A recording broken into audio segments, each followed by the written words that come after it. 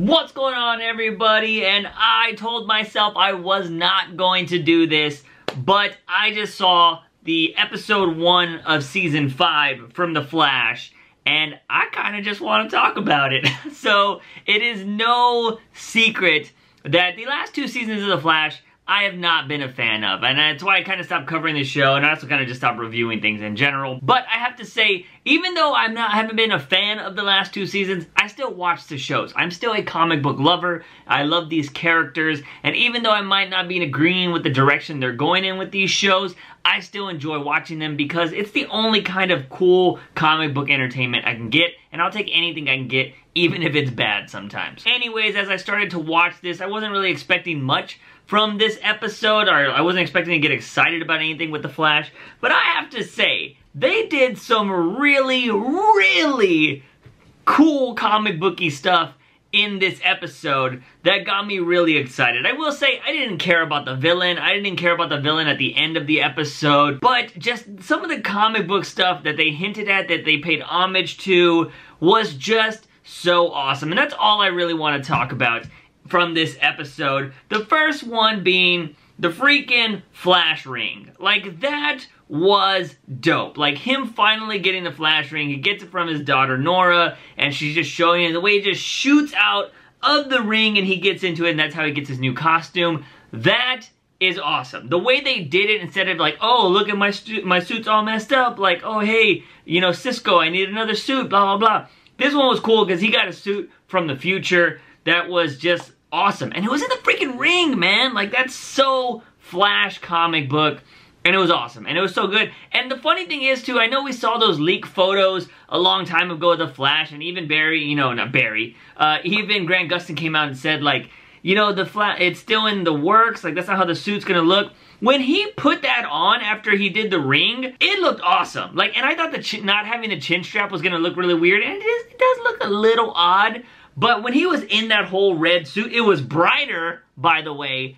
He looked awesome. And I was just like, oh, dude, that was legit. So, seeing Grant Gustin in the new Flash suit, coming out of the Flash ring, I have to say, was just, that was, alright, one of my highlights, definitely, one of the highlights of this episode. But, probably not the top highlight, because I don't know if this is a top highlight, but this is the next best thing that I did love, and that was the phasing of the plane. Like, okay, so this is one of Flash's, like, most iconic moments in the freaking comic books. Him phasing a plane through the bridge. Now, I didn't think they were gonna do the bridge part. Like, here's the comic panel, or the comic pages of it happening in the comic book. And in this episode, they had to phase the plane through buildings.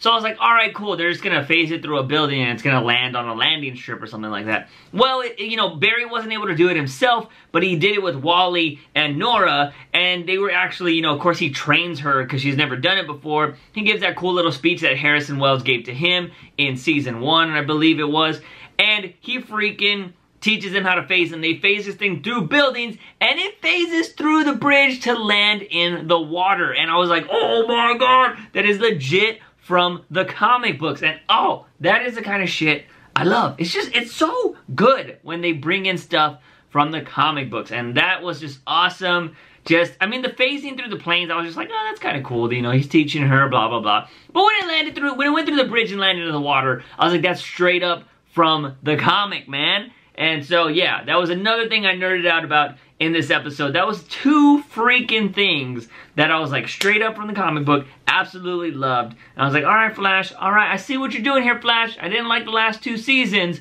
but these comic booky references really got me here. And then, which I think is tied with the phasing of the plane for me, they are hinting at the freaking Crisis on Infinite Earth storyline of the Flash disappearing. Now, this is something that has been said from season 1. We've seen the newspaper of the Flash disappearing. Like, we know that has been something from season 1. It's like Arrow always talking about the damn island, right? And we were just like, nobody cares about the island anymore. And it's just like, they finally blew up the island, so we didn't have to talk about it anymore. In season 5, right? They blew it up. And so we don't hear about the damn island anymore.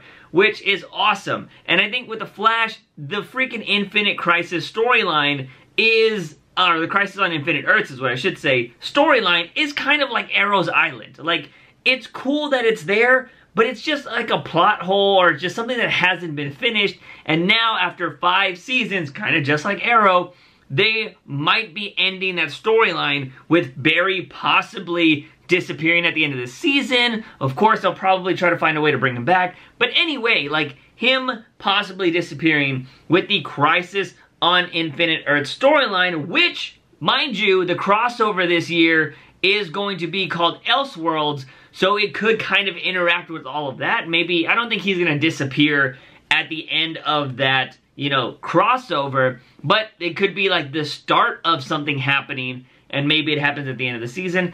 I don't really know what the direction is going in. Like I said, I haven't been keeping up with these shows like a lot of other reviewers out there and stuff that, you know, nitpick at every little thing that's out there, like I used to do. I kind of just like enjoy watching them, but I am still a nerd at heart and like talking about this stuff. So again, if you haven't even read the freaking comic book, it's this one right here. I've read it. It's kind of a hard read. If you don't like reading old comic books, I'm going to say kind of hard to read because it is a lot to read. It's a lot of panels. It's a lot of thought bubbles. It's crazy. Good freaking read though. It's an amazing comic book. It's just kind of hard to read if you've only read newer stuff. Anyways, it was awesome. It's awesome that they're hinting at Crisis on Infinite Earths because it's one of the most classic freaking DC comic book storylines of all time. It is something that I said that the Arrowverse should have done already. Like this, I guess with their introducing Batwoman, and all of these other people, I don't know if the Arrowverse is ever going to cross over with DC Universe stuff. They're probably just going to say that's an Elseworld kind of thing too. But if they ever wanted to make everything whole, you know, Black Lightning, Arrow, Flash, Legends, and everybody just be on one Earth from the same freaking planet, this is the storyline that you would use because it ends with all of those freaking planets being put on one planet. And it's just awesome. And I always thought that that's what they should do. They kind of hinted at the Crisis name in the crossover from last year.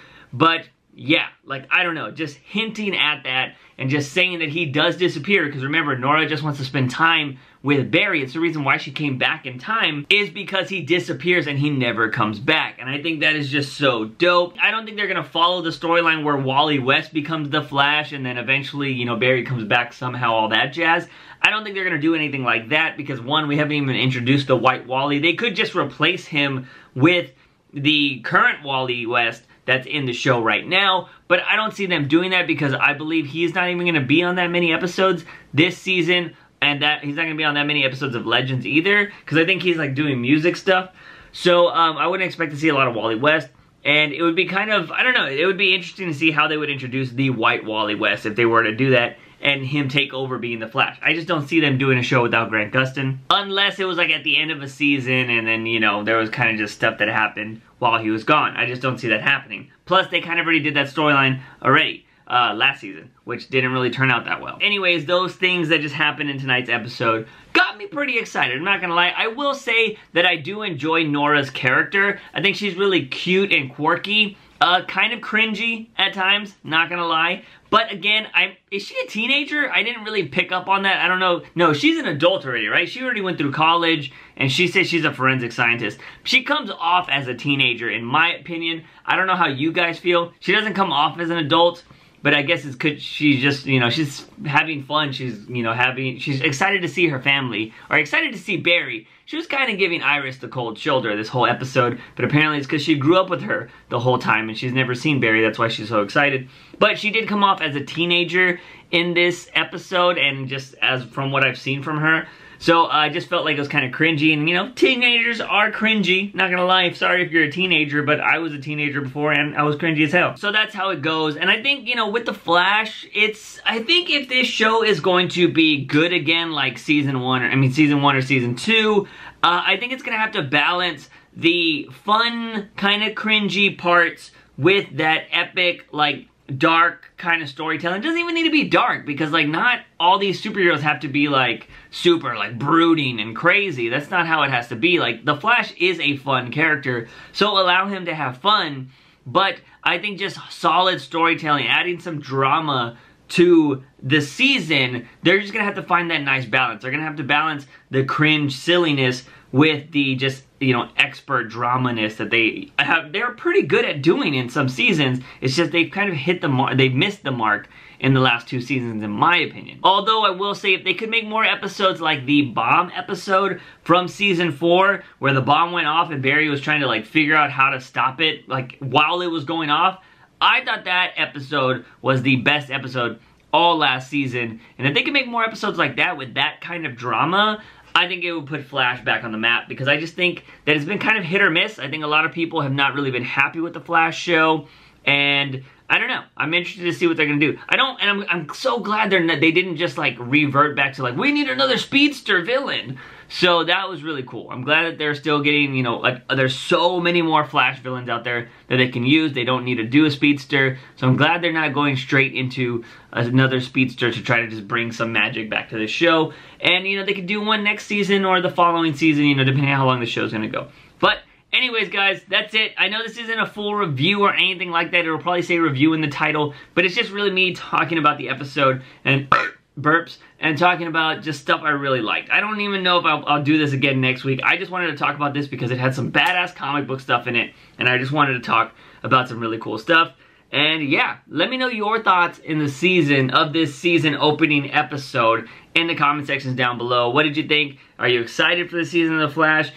Do you not care for it anymore? Did you not even watch it? What did you think about the really cool comic booky stuff? What did you think about the characters? Let me know all of that in the comment sections down below. Guys and gals, I've been making videos like crazy lately. Please, go watch them. They need your love. These videos will die. They will die if they don't get your love. Please go leave some comments and likes on those videos. Also, hit that subscribe button, because that needs some love too. As always, I'm your host, JUICEbox. Remember, when you wake up in the morning, ask yourself something. Have I made a little of juice? See you guys next time. Bye!